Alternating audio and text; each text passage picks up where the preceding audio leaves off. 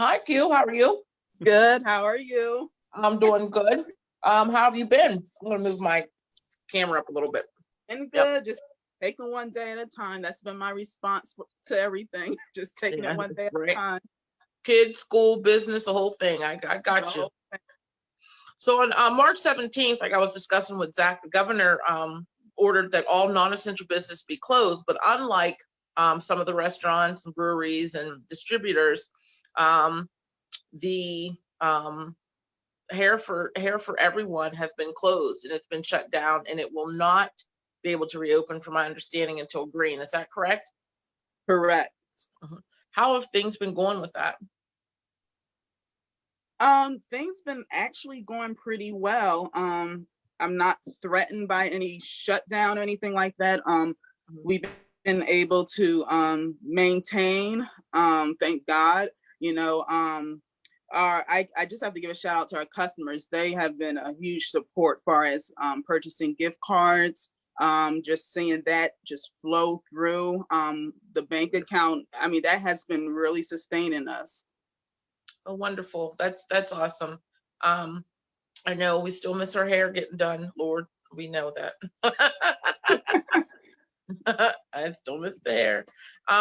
So you told us last time that you did apply for some of the stimulus money that was set aside for small businesses. How did that whole process go for you? Um, well, I remember when we first talked, I applied, and that's pretty much what I've done. I haven't done anything new. And so I'm still very hopeful far as waiting to see the results. The applications have been submitted, and so it's just a waiting game at this point, since we're in the pandemic. But like I said, the customers have really come through and been very supportive with the gift cards, so that has helped tremendously. Wonderful. And last Friday, the governor of Pennsylvania moved our country to yellow. However, like I said, you're still closed until the green phase. How are you feeling about that? Because some of the local businesses that are still closed, we're starting to hear a little bit of hemming and hawing about, the fact that they don't think it's fair that um, they have to wait until the green phase, or some that were upset they were in red and they thought they should be open during the red phase as well. How are you feeling about that? And how have you been dealing with it, I guess? Um, well, like I said, take one day at a time, and I always want to put my customers' health first before anything. So since we're pretty much a community-based, I say we're a community-based business salon, we really want to look out for the community and we care about their health before anything. So we are taking appropriate steps to follow governor's orders. Even when we turn green, we're going to decide and assess the situation when we will open. Right.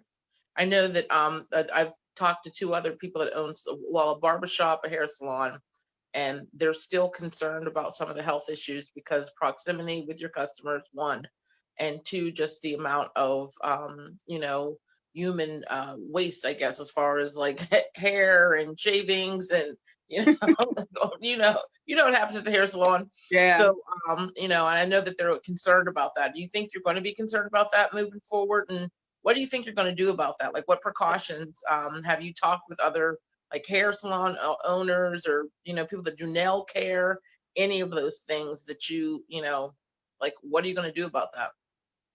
Well, I have a lot of salon owners in different states. So some of the states have opened up and they were sharing what they done, and just different methods that I have researched to see how to safely proceed whenever we reopen. But yeah, that's always a concern. It's a concern anyway in the salon because you're, like you said, up close and personal. You're touching everyone's body, and after the end of the day, or every client, I have to really make sure I clean myself up, disinfect everything. So this just allows me to take it up a notch, even more with our sanitation. What I have been doing since I've been home and taking a lot of different trainings online, controlling salons. And so I got several certifications that I can put on the wall to show that we're taking this thing seriously. And definitely I will look into what all needs to be done far as equipment, I haven't heard anything from the Board of Cosmetology yet about if we need certain equipment, but definitely I will purchase them if they become available. I know, because like now, like with regulations and stuff, like the things have to be soaked and so there's a lot. I just, the more you talk about it, the more, it makes me feel as though, that could be a really dangerous situation, and why you guys are staying closed until the green phase. I can understand that. So what are your plans for the future? Like, what do you plan on doing up until that time of green? And like, what do you plan on doing, once you do reopen? Like, do you have any specific plans with your salon? Anything new that you have coming down the pike? As far as right now, before we open, I always update the customers. I send out newsletters, emails. I check in with some customers to see how they're doing, or some customers will check in with me or leave a voicemail to see how we're doing. But when we finally open, I definitely have to set a lot of policies, new salon policies. So the old ones are no longer, because this is a new thing that everyone's experienced, with far as business wise. So I'm definitely going to have to set some new policies of how to schedule an appointment, what to do when you come in our doors, how to keep everyone safe and healthy. Right, social distancing as well, because I know salon shops in general, it's a community atmosphere. People go there and socialize and talk, and we bump elbows a little bit in salons, and so so is there anything else you'd like to share before we go about Hair for Everyone, or anything that you're experienced or anything like that? I do want to say, like, if anyone was interested, of course, there's a waiting list as far as when to make an appointment whenever we do open. But if anyone was interested in making an appointment when we do open, I have created a priority list that I will contact this list when we reopen for first come, first serve appointments. And so I've been doing that with people who have been purchasing gift cards.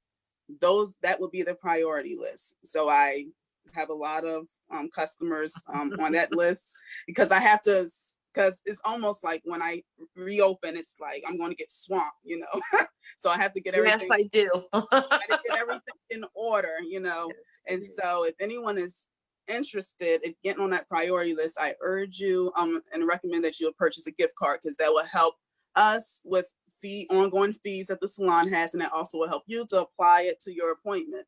And you can easily go on our Facebook page. The link's there to purchase an e-gift card, and we'll go from there. And I definitely will contact you once we reopen. Wonderful.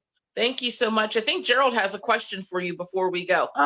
Yes. Yeah, thanks for letting me hop in, Sybil, and I'm sorry my internet crashed there, but I appreciate you guys know how we roll here on Center Webcast. We are pretty we can handle these technical challenges. I wanted to first of all mention that Quintina, you have been instrumental in putting this webcast together and maintaining this webcast over the last couple of weeks.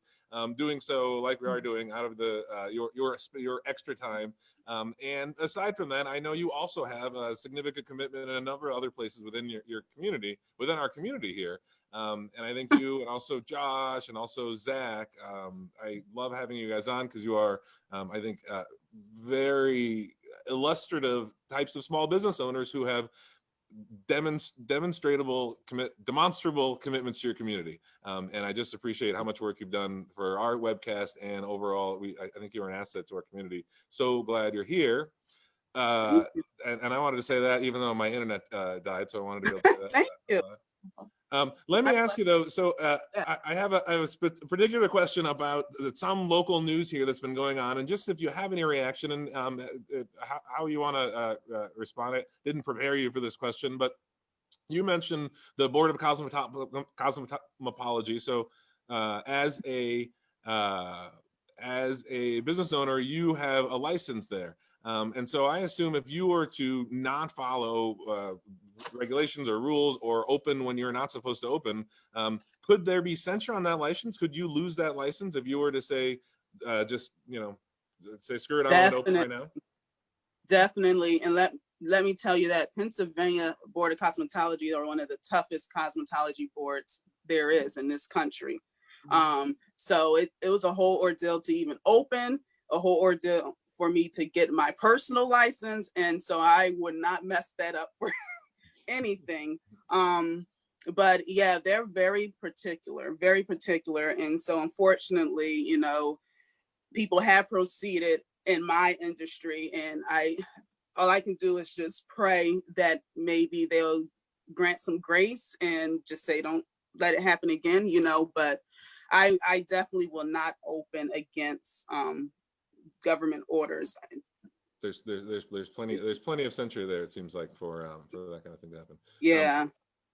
Yeah, I mean, there's been sort of these local stories, and I think that's important for folks to recognize that when, you know, there is frustration, understanding that there is frustration. I understand. Not everybody has those resources, but nonetheless, there are consequences there.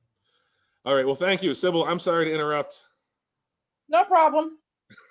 Okay, thank you.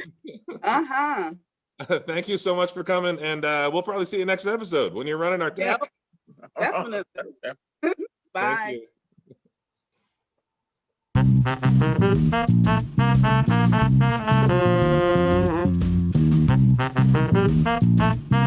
Thank you.